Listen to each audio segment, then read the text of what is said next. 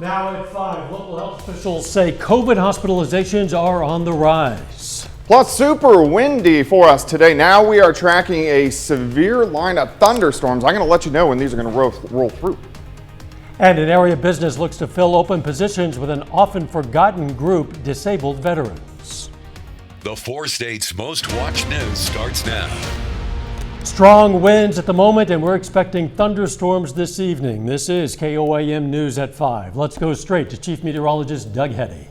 Yes, minus the storms, we've had winds gusting 50 to 55 miles per hour at times for us today. Now we are watching a very intense line of severe thunderstorms which are plowing off toward the east. You can see a severe thunderstorm watch, which includes southeastern parts of Kansas, as this line is really racing east. The southern extent of this line is going to kind of sink in over the next few hours. Our greatest severe threat is going to be on the Kansas side, but we are also seeing winds anywhere from 60 to 70, pushing 80 miles per hour ahead of this line. So it's just working into our northwestern counties, but it will sink off toward the south into the east. Very intense storms all the way up through western parts of Iowa. So let's go through time. Here's 6:30 p.m.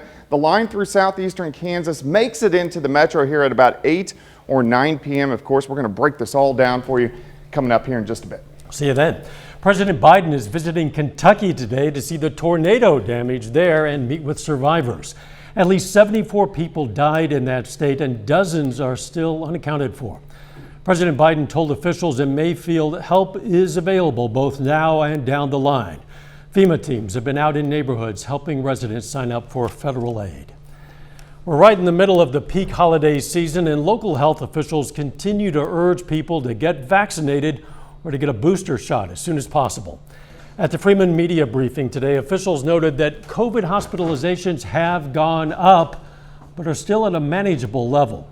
Officials say there's something you can do to help keep everyone safe through the holiday, even if you're vaccinated.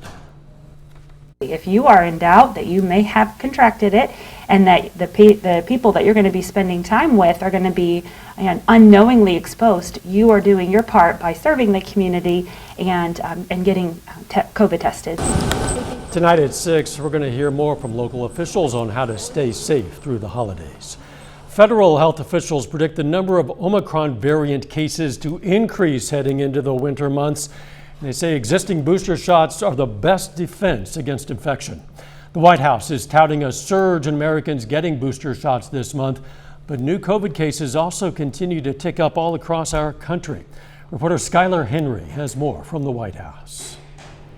CDC data shows the Omicron COVID-19 variant now accounts for 3% of infections in the U.S. and is more transmissible than the Delta variant. We expect to see the proportion of Omicron cases here in the United States continue to grow in the coming weeks. CDC Director Dr. Rochelle Walensky says Omicron may, however, account for as high as 13% of cases in some areas, including New York and New Jersey. Our booster vaccine regimens work against Omicron. The president's chief medical advisor, Dr. Anthony Fauci, says there's no need for an Omicron-specific booster at this time, though recent studies show a third dose of the mRNA vaccines, Moderna and Pfizer, provide more protection than the usual 2-dose regimen. More than 800,000 Americans have died from COVID, and cases are on the rise, but the White House still insists that there will be no more lockdowns.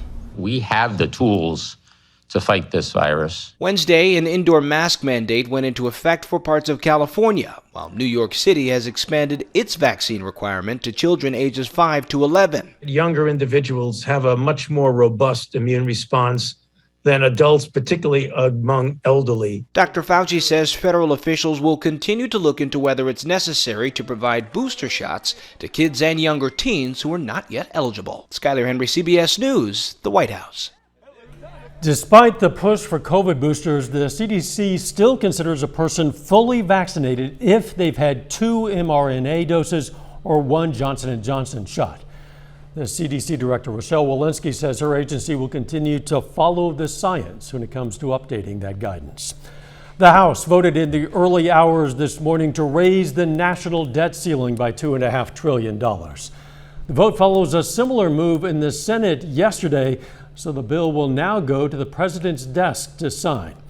Senate Majority Leader Chuck Schumer says the new debt limit will be extended into 2023. It's now up to the Justice Department to decide whether to pursue criminal charges against former White House Chief of Staff Mark Meadows. The House voted to find the Trump administration official in contempt of Congress. 2 Republicans joined Democrats to pass that resolution late last night. They're Representatives Liz Cheney and Adam Kinzinger, who sit on the January 6th Select Committee. Still ahead, a new cybersecurity threat that could impact your devices. Security experts say it's one of the worst computer vulnerabilities they've ever seen. I'm Courtney Keeley with a new cyber threat that could affect businesses and consumers worldwide. And next in Healthwatch, the pandemic is leading some healthcare providers to rethink how they reach patients. Topping today's Healthwatch, new research shows the percentage of those infected with COVID-19 who are showing no symptoms may be as high as 40%. The study looked at nearly 30 million patients who were defined as asymptomatic or pre-symptomatic when tested. Either they never developed symptoms or they developed them later. Researchers say the data makes it clear asymptomatic infections can lead to community spread. The coronavirus pandemic has led some healthcare providers to rethink how they're delivering care. Instead of patients coming to the doctor's office, doctors are reaching them where they live, especially in underserved neighborhoods. Natalie Brand shows us how a special community health van is helping drive the mission by visiting popular places to make patients feel comfortable. Drawing a crowd with good food and live music, this Maryland farmers market also offers preventative health care on the side. All done. Mai Bangora came to shop. She left with an extra shot of COVID-19 protection. I have been thinking about getting my booster for the past month, but this is really good. It's convenient and potentially life-saving for people who don't have easy access to a doctor's office for vaccines or routine checkups. The one thing we noticed that through the pandemic is that people stopped going to the doctor regularly, and they have been recently coming to our emergency rooms for things like uncontrolled hypertension and uncontrolled diabetes. The Luminous Health team is rolling out preventative screenings with this mobile van to reach people in their communities. Healthcare provider Alexandra Moran says Emilsa Mendez hasn't seen a doctor since 2019. She has family history of both diabetes and hypertension. Mendez says it's been hard to find in-person appointments. Nelson Playtez says language can be a barrier to visiting an office. We're not speaking good English, so it's kind of hard for us. Sometimes we not understand whatever the doctor say. The pandemic has highlighted the need to make healthcare more accessible. Settings like the market or a place of worship can help bridge the gap. As we've been dealing with COVID, more focus on how do we keep the population healthy. If a large segment of our population is sick, it impacts everyone. Healthcare providers say it's about building trust, and getting out and into the neighborhood can make all the difference. Natalie Brand, CBS News, Riverdale, Maryland. A recent analysis of mobile health clinics nationwide found they serve an important role in reaching vulnerable populations.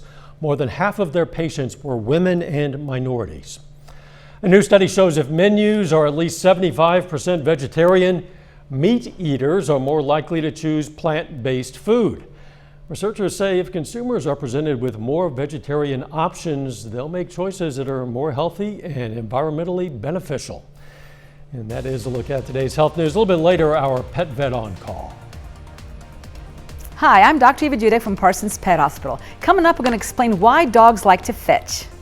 Plus, severe thunderstorms working into the viewing area. I'm going to break this down coming up.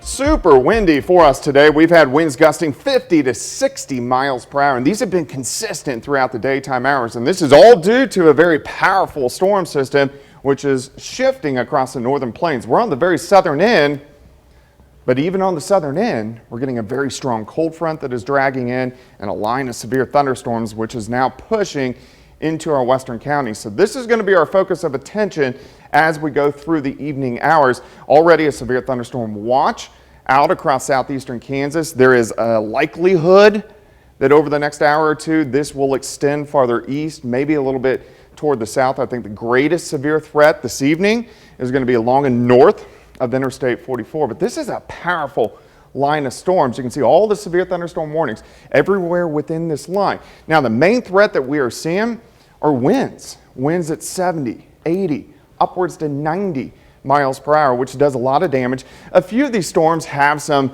penny to quarter size hail, but these are mainly wind makers, and especially farther north, we are seeing some tornado warnings within this line. I don't think we have a huge tornado threat. I think we mainly have a wind threat, but still something we really want to watch as we go through the evening hours. But you can see how this extends all the way into northeastern Kansas. Here's a couple tornado warnings.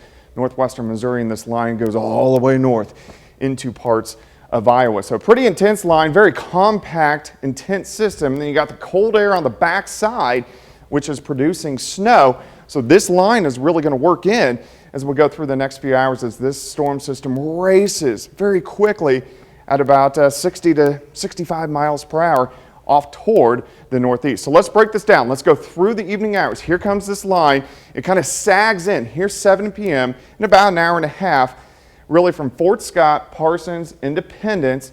As we go 8, 9 o'clock, this line starts to push into the metro. Here's 8 p.m. Let's go to about 9 p.m. And again, these could be severe as they work into the metro area. Main threat, once again, high winds, 70 to 80, some small hail.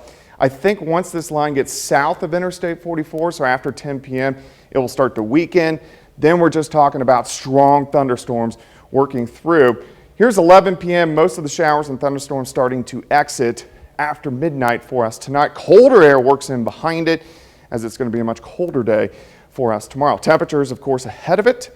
We are well into the 70s, and then we've had the winds. The winds have been crazy strong, sustained winds 20 to 30, but gusts at times in that 50 to 60 mile per hour range. Looks pretty calm right now, but of course that will change. Temperatures drop back through the 70s into the 60s, eventually down into the 40s a little bit later on tonight. So this line races through. By tomorrow, we'll have partly sunny skies. Temperatures are going to be quite a bit cooler as we only go into the mid 50s during the afternoon. But of course, the main focus is going to be about the next 4 hours as this line of showers and thunderstorms work through. 56 tomorrow, rain back in Friday, high of 62. We clear out, much cooler for the weekend, but right where we should be for this time of the year. And of course, as severe thunderstorms work in, keep it right here. We'll keep you updated. I know you will. You and the rest of the weather team tracking this storm. Absolutely. Thanks, Doug. Disabled veterans often struggle to find work after leaving the military, so one area of business is trying to change that. Gibson's Farm Firewood and Forestry in Afton, Oklahoma is looking for extra workers to run logging equipment, farm equipment, and help feed the animals, among other services. So the owner is putting out a call for veterans to apply and says he can modify equipment to meet disability needs. Obviously, we want to put those guys and girls with the more serious disabilities kind of to the front of the line and give them preference. But if we can help someone here and now, instead of having to wait and go through all this red tape to get help, when you just need help now, then we're here for those people. Gibson says he's willing to accommodate any schedule to fit a veteran's needs. How about that?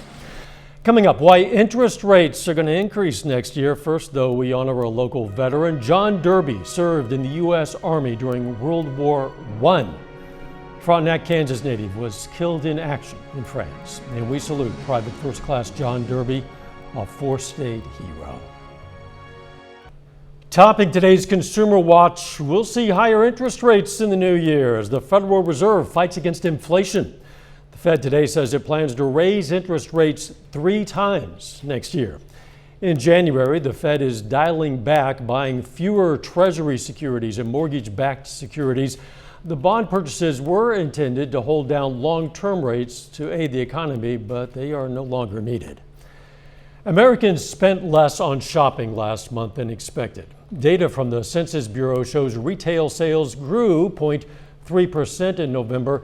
That's less than economists predicted and a sharp decline from October, but sales were still 16% higher than in November of 2020.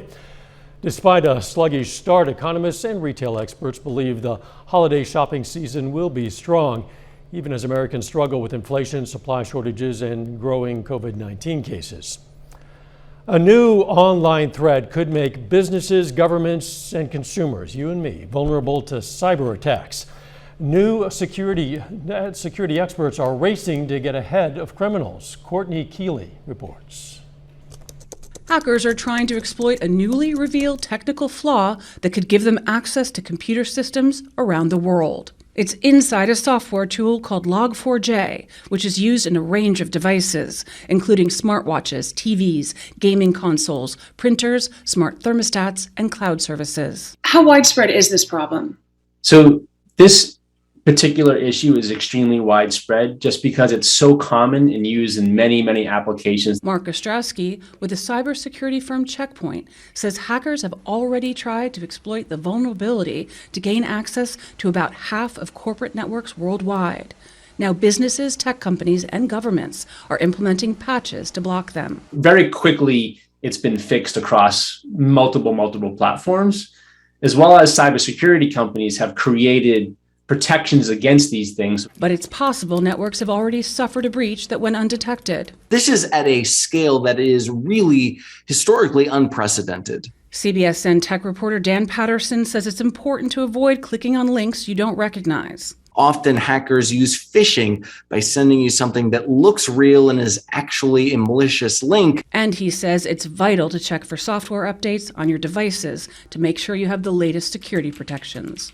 Courtney Keeley, CBS News, New York.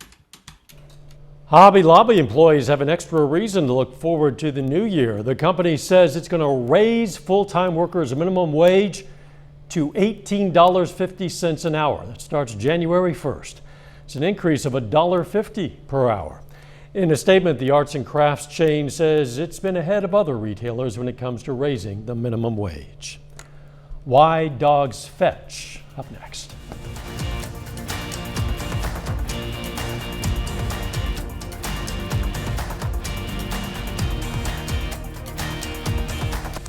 Up next on the CBS Evening News, the government releases thousands of documents related to the assassination of JFK.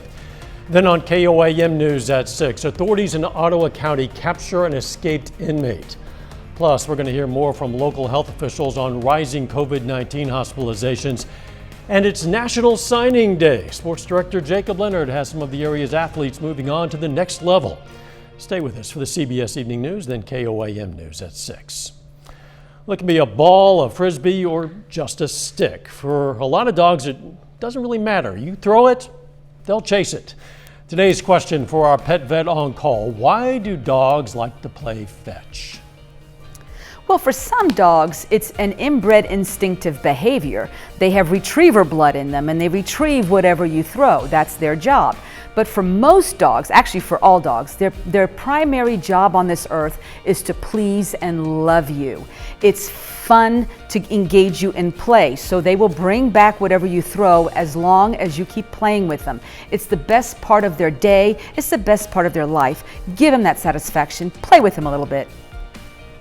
You know, we invite questions from anyone. If you have one, you just send it to petvet@koamtv.com.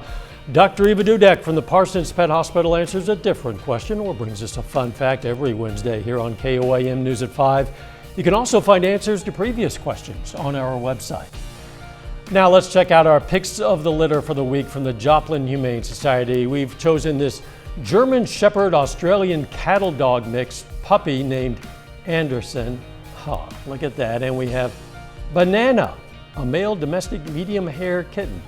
Kind of banana color, I guess. If you're looking for a pet, why not check out your local Humane Society?